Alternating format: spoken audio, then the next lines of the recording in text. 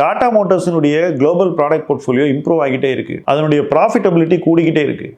But volume விற்கலை. அப்படிப்பட்ட ஒரு நெருக்கடியான ஒரு சூழ்நிலையில் கம்பெனி இருக்கும்போது நிறைய விஷயங்களை அவங்க மாற்றி அமைக்கணும். நிறைய மாற்ற வேண்டிய ஒரு நேரத்தில் தான் இன்றைக்கி டாடா மோட்டார்ஸுக்கு புதுசாக ஒரு சிஇஓ பேசஞ்சர் காருக்கு, புதுசாக ஒரு சிஇஓ ஜேஎல்ஆர் இருக்குது.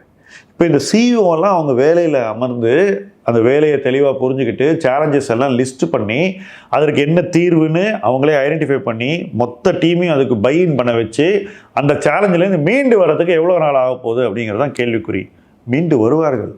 ஆனால் அவங்க மீண்டு வர்ற வரைக்கும் முதலீட்டாளர்கள் அங்கே இருந்தாக்கா அவங்களுக்கு என்ன பயன்? உங்களுக்கு ஒரு கம்பெனியுடைய கார் பிடிச்சிருக்கு, ப்ராடக்ட் பிடிச்சிருக்குன்றதுக்காக நீங்கள் அந்த கம்பெனியில் இன்வெஸ்ட் பண்ண முடியாது.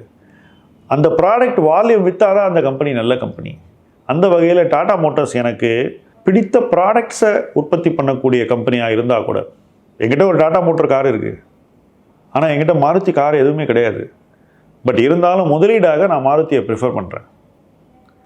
இதுதான் நம்ம இன்வெஸ்ட்மெண்ட்டில் மைண்டில் வச்சுக்க வேண்டிய ஒரு விஷயம். நம்முடைய பர்சனல் பயாசஸ், நம்முடைய உணர்ச்சி மிகை, இதையெல்லாம் நம்ம இன்வெஸ்ட்மெண்ட்டுக்குள்ளே கொண்டு வரக்கூடாது. கொண்டு வந்தாங்க அது நம்மளை ஒன்று லாஸ் பண்ண வச்சிரும், இல்லை டைம் வேஸ்ட் பண்ண வச்சிரும். டைம் வேஸ்ட் பண்ண வச்சாலே அது பெரிய லாஸ் தான் அப்படிங்கிறத இன்வெஸ்டர்ஸ் தெளிவாக உணரணும்.